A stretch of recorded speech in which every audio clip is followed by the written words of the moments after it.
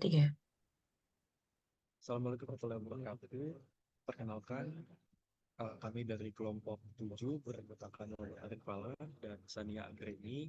Di sini kami akan mempresentasikan hasil dari paper kami atau jurnal kami yang berjudul Analisis Regresi Poisson pada penempatan warp dalam permainan League of Legends. Selanjutnya ada latar belakang. League of Legends merupakan salah satu game online di mana game ini terdapat dua tim, yaitu tim merah dan biru yang akan saling bermusuh. Tim anggota tim dalam game ini memiliki karakter dan skillnya masing-masing. Selain itu, dalam game ini pula terdapat beberapa item yang digunakan dalam permainan guna membantu pemain untuk memenangkan pertandingan. Selanjutnya dalam penelitian kali ini kita akan menganalisis perempuan sebagai peran sport dalam permainan League of Legends dari ke-29 dan dalam 10 menit pertandingan yang lalu. Beberapa parameter serangan yang dianalisis yaitu blue wins, blue kills, blue assist, blue total minions kill, dan blue total jungle minions kill. Selanjutnya kita akan masuk ke tinjauan pustaka. Yang pertama ada Ward. Ward itu apa sih? Ward itu adalah fitur dalam game League of Legends untuk melihat pergerakan musuh. Nah, Ward itu sendiri akan sangat berguna dalam menentukan strategi yang akan dipakai saat bermain di game ini. Nah, bisa dilihat untuk bentukannya sendiri seperti yang ada di dalam gambar, yang mana jika tidak ada Ward ini, maka kita bisa lihat di mapnya yang di sebelah kiri atas itu akan gelap dan tidak terlihat musuh. Sedangkan jika ada ward ini, maka musuh akan terlihat, pergerakan musuh akan terlihat. Seperti itu. Lanjut. Selanjutnya ada distribusi kuasa. Fungsinya apa sih? Yaitu untuk menghitung peluang suatu kejadian menurut satuan waktu, ruang, atau isi dan luas. Menghitung distribusi selanjutnya itu ada fungsi dari distribusi pasar, yaitu menghitung distribusi binomial apabila n yang lebih dari atau sama dengan 30 dengan peluang yang relatif kecil. Untuk ciri-ciri distribusi Poisson, yang pertama, baik hasil percobaan dalam suatu keadaan tidak bergantung pada hasil percobaan dalam keadaan lainnya. Selanjutnya ada peluang terjadinya suatu kejadian sebanding dengan panjang atau besarnya suatu kejadian tertentu.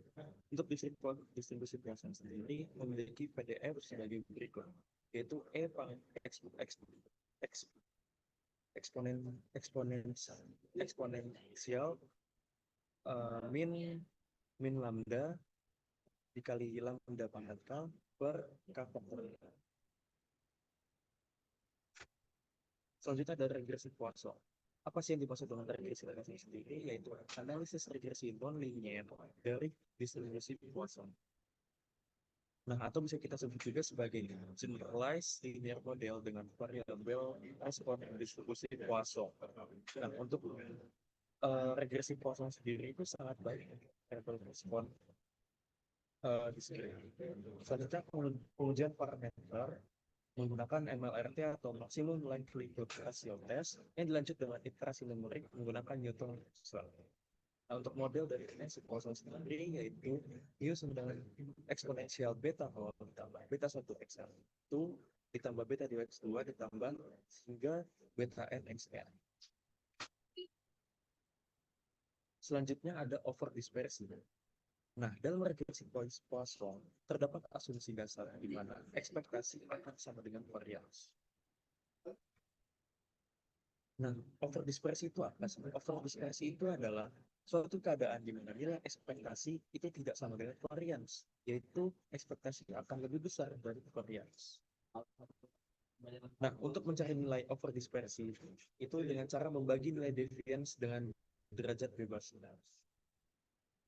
Yang mana jika hasilnya itu lebih dari satu, maka data ya atau model dari tersebut terindikasi mengalami over dispersi. Nah, untuk menghasil over dispersi yang pertama ada model quasi likelihood di mana kita mengasumsikan YI sama dengan sigma kuadrat dikali lambda I dan kita akan cari parameternya dari asumsi kita tadi dan dari situlah kita akan mendapatkan model dari quasi likelihood tersebut. Selanjutnya untuk mengatasi over dispersi yang kedua adalah mengubah distribusi variabel respon menjadi binomial negatif. Next, ada generalized regressive Poisson. Nah, jika kita tadi tidak ingin mengatasi overdispersi, kita bisa menggunakan generalized regressive Poisson. Nah, ini digunakan ketika terjadi overdispersi. Nah, pada umumnya generalized regressive Poisson itu sama seperti regressive Poisson pada umumnya. Dengan modelnya yaitu eksponensial beta 0 ditambah beta 1 x1 ditambah beta 2 x setengah hingga beta n xn. Oke, selanjutnya ada AKIK Information Criterion atau AIC. Nah, AIC ini apa sih? AIC itu digunakan untuk memilih model regresi terbaik. Di mana tadi kan kita sudah mendapatkan dua model, ada model regresi Poisson biasa, ada generalized regresi Poisson. Nah, dengan AIC ini kita dapat memilih model mana sih yang terbaik atau yang terbaik untuk digunakan. Namun dengan catatan, dalam beberapa kasus terdapat AIC yang baik, di mana AIC salah satu model itu lebih kecil dari model lainnya, namun model tersebut tidak signifikan ketika diuji serentak dan parsial. Seperti itu. Selanjutnya, untuk AIC sendiri itu didasarkan dari metode MLP. Untuk menghitung nilai AIC dapat digunakan eksponensial 2K per N dikali dengan sigma J sama dengan 1 sampai N mu J kuadrat per N. Selanjutnya ada metode penelitian. Yang pertama ada metode pengambilan data. Nah, data yang digunakan dalam penelitian ini yaitu data statistik dari publisher Game League of Legends pada tahun 2019 yang didapat dari website Rico. Jumlah data yang digunakan yaitu sebanyak 49 data yang diasumsikan sebagai puas. Untuk variabel penelitian yang kita gunakan, pertama ada variabel respon, yaitu variabel Y, dengan keterangan workplace atau penempatan work oleh tim juri dengan skala data yang. Selanjutnya ada variabel prediktor, ada satu tim juri menang, yaitu skalanya kategorik dengan kategori 0 yaitu kalah, dan satu adalah. Selanjutnya ada X2 yaitu tim biru membunuh lawan skala numerik, X3 tim biru terbunuh oleh lawan dengan skala numerik, X4 tim biru mendapatkan asis dengan skala numerik. Lalu ada tim biru membunuh minions dengan skala numerik. Lalu ada tim biru membunuh monster jungle dengan skala numerik.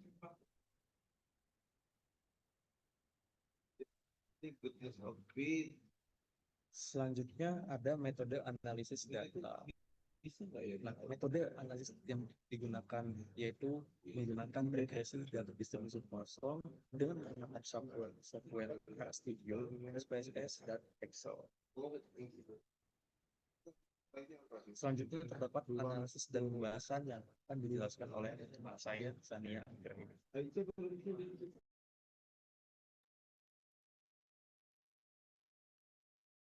Baik, selanjutnya mengenai analisis dan pembahasan. Yang pertama terdapat statistika deskriptif. Berikut merupakan tampilan dari tabel statistika deskriptif dari data numerik yang di mana variabel yang masuk ke data numerik yaitu terdapat variabel Y, X2, X3, X4, X5, dan X6 yang masing-masing dari variabel memiliki jumlah data yang sama yaitu sebanyak 49 data. Rata-rata dari variabel Y atau workplace itu memiliki nilai minimum 11 dan juga nilai maksimum 105 dengan rata-rata 24,16 dan standar deviasi sebesar 18,410. Begitu pula dengan variabel lainnya yang memiliki nilai minimum, maksimum, rata-rata, dan standar deviasi. Selanjutnya ditampilkan pula tabel statistika deskriptif dari data kategorik yang dimana variabel X1 berupa data kategorik yang dikategorikan menjadi dua, yaitu 0 untuk kalah dan 1 untuk menang. Untuk frekuensinya sendiri, kategori 0 sebanyak 30 dan kategori 1 sebanyak 19 dengan persenan masing-masing kategori yaitu 61,2% untuk kategori 0 dan 38,3% untuk kategori 1 yang dapat dilihat pula melalui pie chart. Berdasarkan hasil pie chart tersebut dapat disimpulkan lebih banyak kategori yang tidak menang dibandingkan menang. Next. Kemudian selanjutnya dapat dilakukan pengecekan multikolinearitas terlebih dahulu sebelum meregresi data untuk melihat apakah terdapat korelasi yang kuat antara variabel-variabel bebas. Dengan menggunakan software SPSS dapat dicek terlebih dahulu nilai FIF dari masing-masing variabel dan dapat dilihat dari tabel yang ditampilkan nilai FIF dari masing-masing variabel yang dimana nilai tersebut semuanya kurang dari 10 dan dapat disimpulkan tidak terdapat gejala multikolinearitas. Next.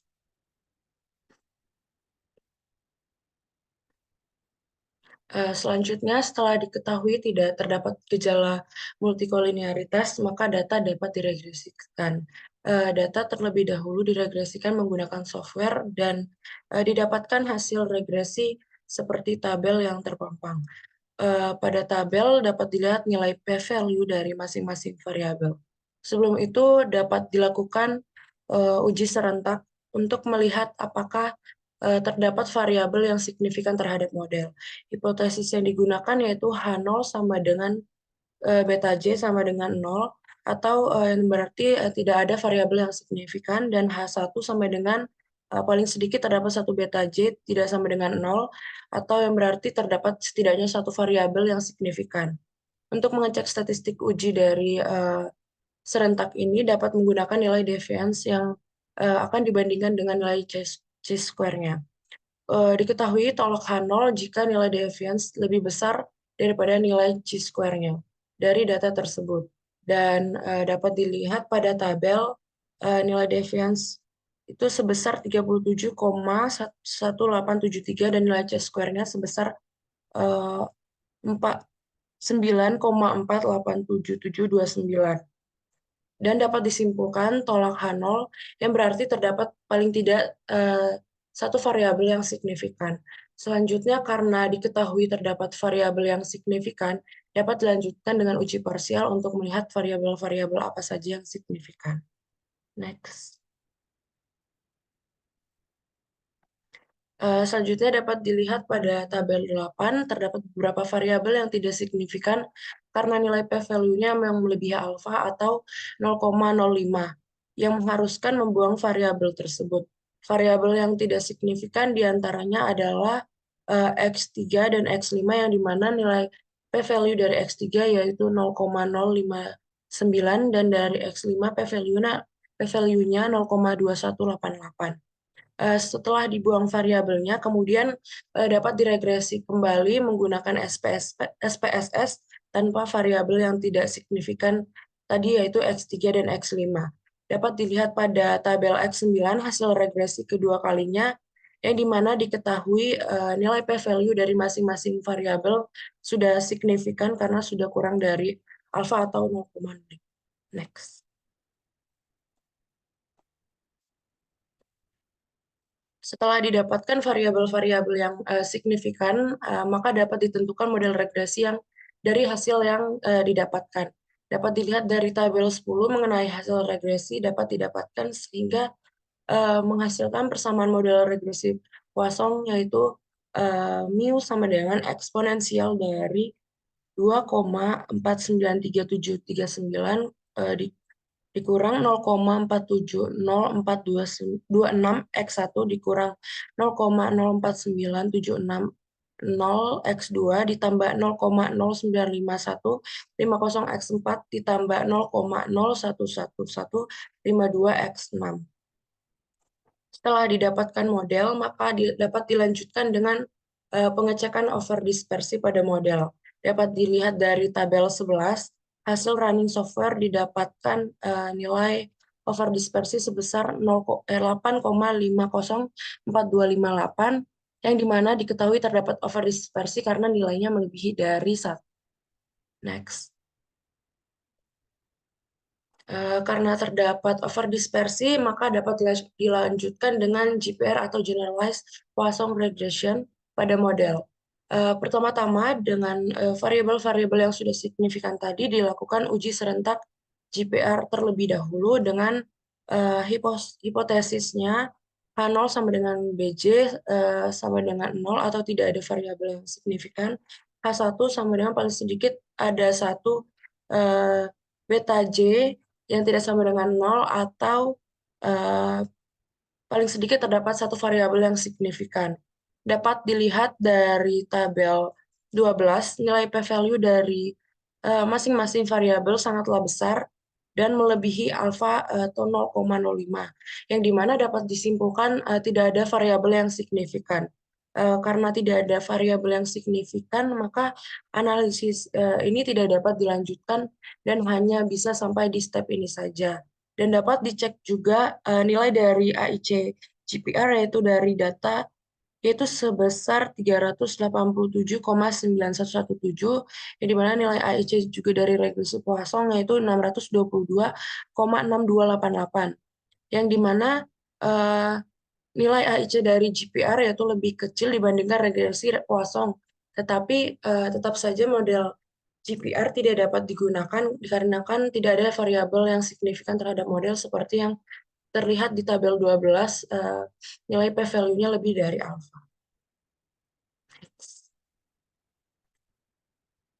Selanjutnya ke kesimpulan dan saran. Kesimpulan yang didapatkan yaitu didapatkan faktor-faktor yang memenuhi jumlah penempatan ward dalam permainan. Dan faktor-faktor yang mempengaruhi diantaranya ada blue wins, blue kills, blue assist, dan juga blue total jungle minion kill.